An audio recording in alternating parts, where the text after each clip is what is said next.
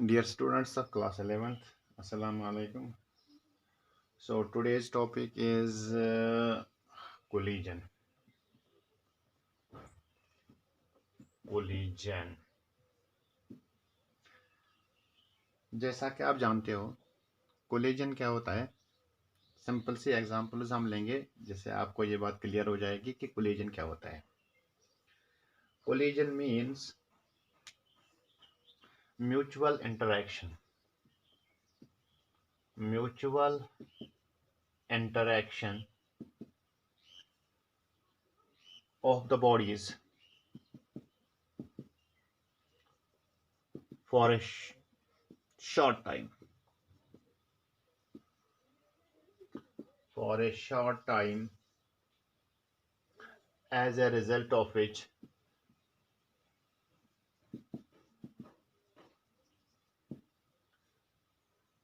momentum and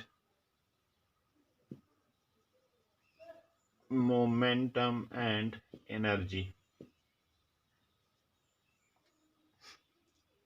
of interacting bodies change. So when two bodies strike with each other, their momentum and the energy changes. That mutual interaction is known as collision. Example से आपको बिल्कुल clear हो जाएगा। तो मान लीजिए एक ball को लेंगे हम, which strikes with the bat, this is a collision. तो इसमें क्या हो जाता है, momentum that is product of mass and velocity change हो जाता है। इसमें काइनेटिक एनर्जी चेंज हो जाती है, that is 1/2 of mv square. यहाँ पे टोटल एनर्जी की बात करेंगे so it also change.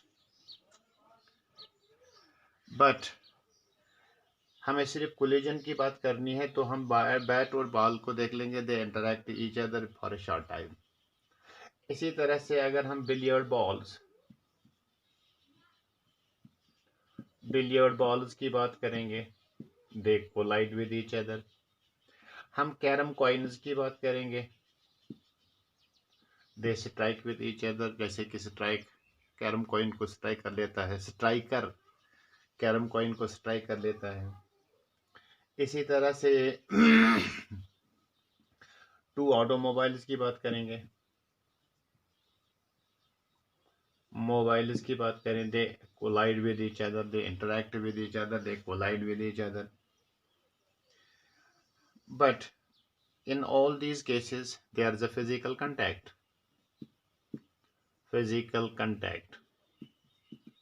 But in some cases physical contact is not necessary. For example, अगर हम एक मैग्नेट को लेंगे, ये नॉर्थ पोल है, ये north pole of the magnet, they repel each other. लेकिन जब ये रिपेल कर लेते हैं, they do not come in the physical contact. Similar is the case with the charges. Positive charge यहाँ पे लेंगे, पॉजिटिव चार्ज यहाँ पे लेंगे, इनके दरमियान रिपल्शन हो जाता है। या पॉजिटिव और नेगेटिव को लेंगे या नॉर्थ और साउथ को लेंगे, दे exert a force on each other for a short time in which there are changes in the kinetic energy in the momentum. So all these phenomena are known as collision between the two bodies.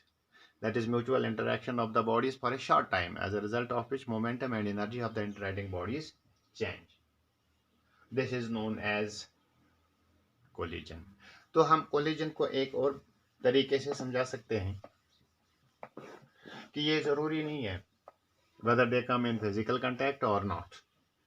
So collision is said to be occur. Collision is said to be occur when two bodies physically collide with each other. When two bodies physically collide with each other,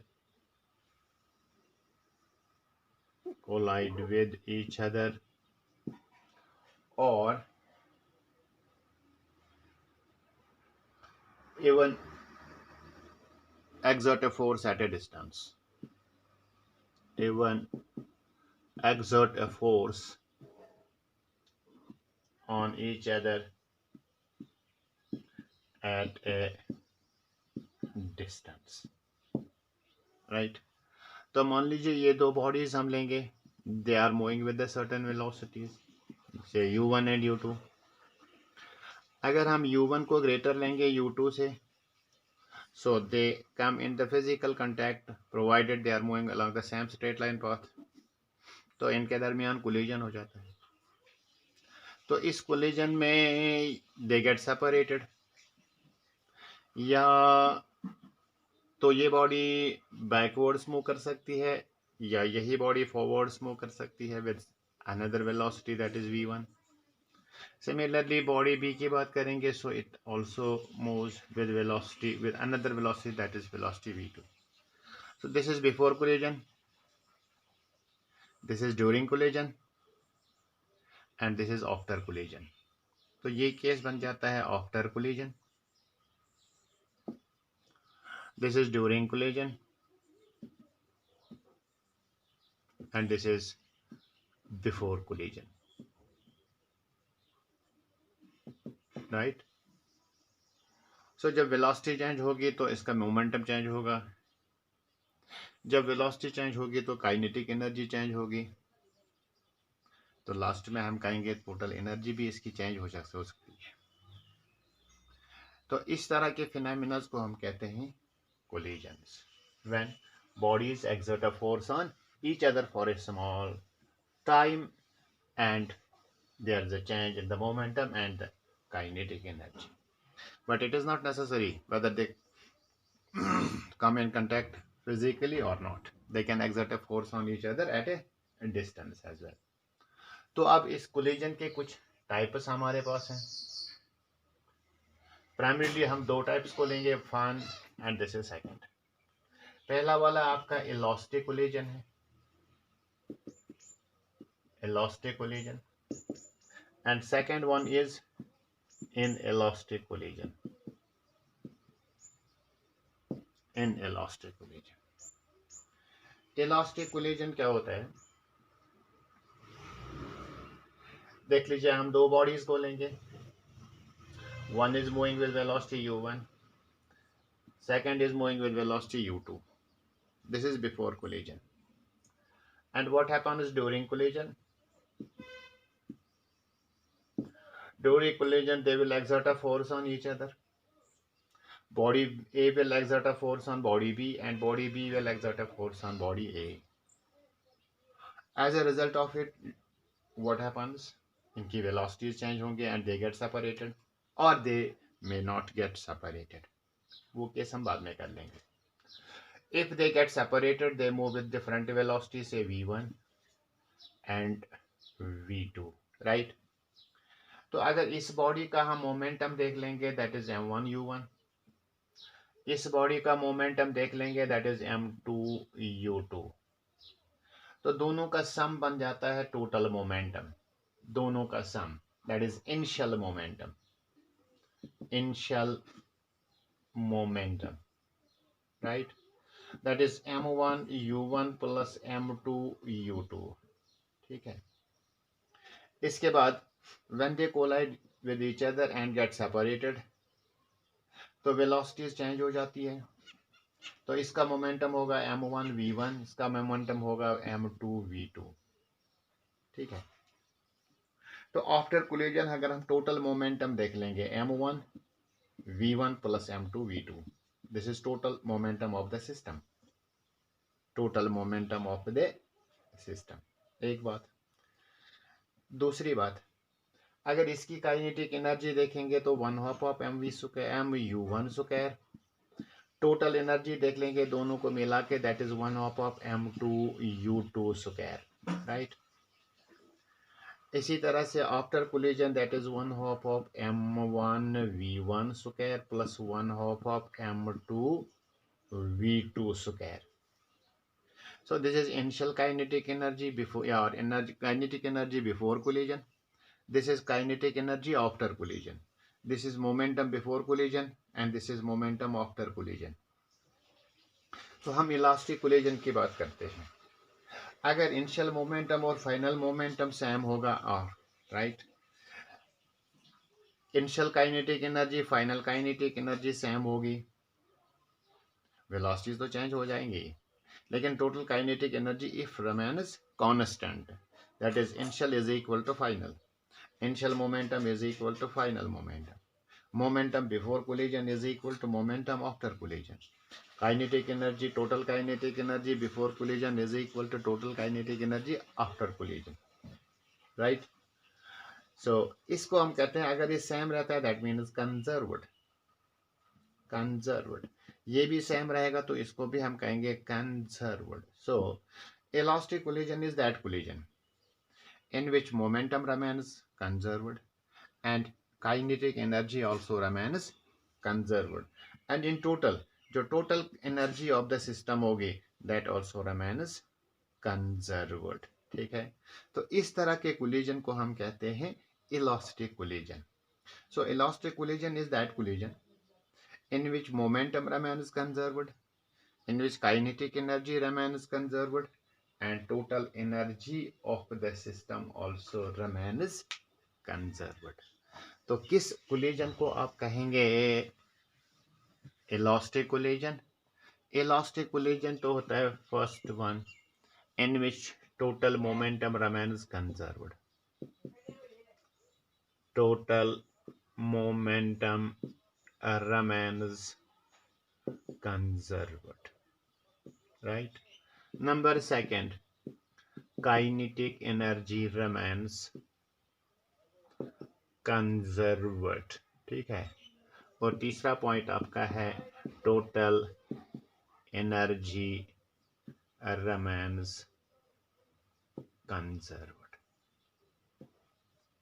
right. तो इस तरह को collision जो है practically possible नहीं है.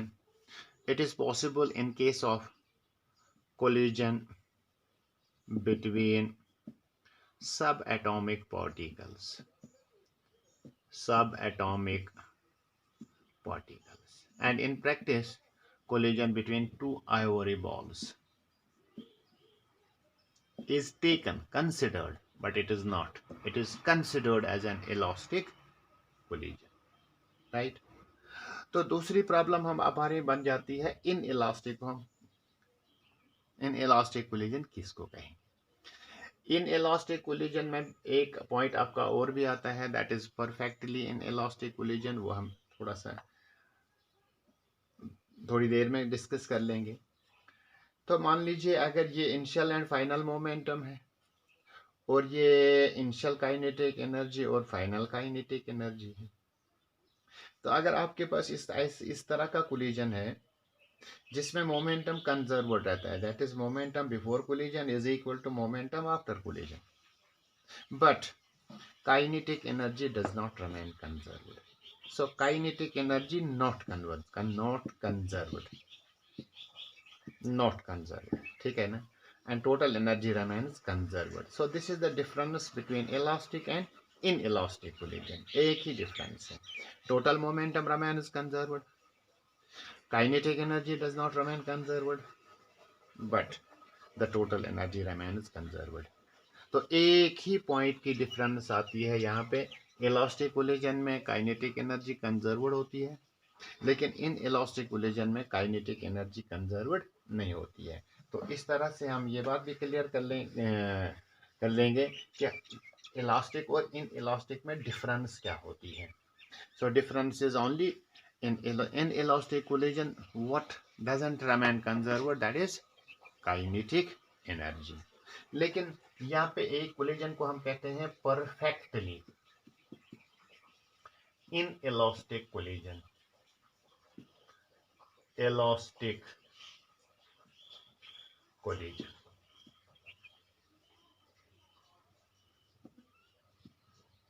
ठीक है. In elastic perfectly in elastic collision क्या होता है? मान लीजिए ये एक बॉडी आपके पास, ये दूसरी बॉडी है which is moving with velocity u1, this is moving with velocity u2, ठीक है. when they collide with each other and they don't get separated, they stick to each other, stick to each other, right बेटा। तो जब ये stick हो जाते हैं तो दे move with a common velocity, with a common velocity, with common velocity we as a one body, both the bodies stick to each other and move with a common velocity। तो इस तरह के collision को हम कहते हैं, this is known as perfectly inelastic collision, right? So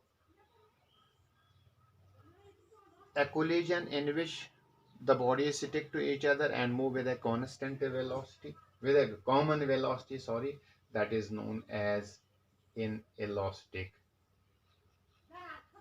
collision। So in these collisions what happens? Loss of kinetic energy is large, loss of kinetic energy is maximum, ठीक है ना।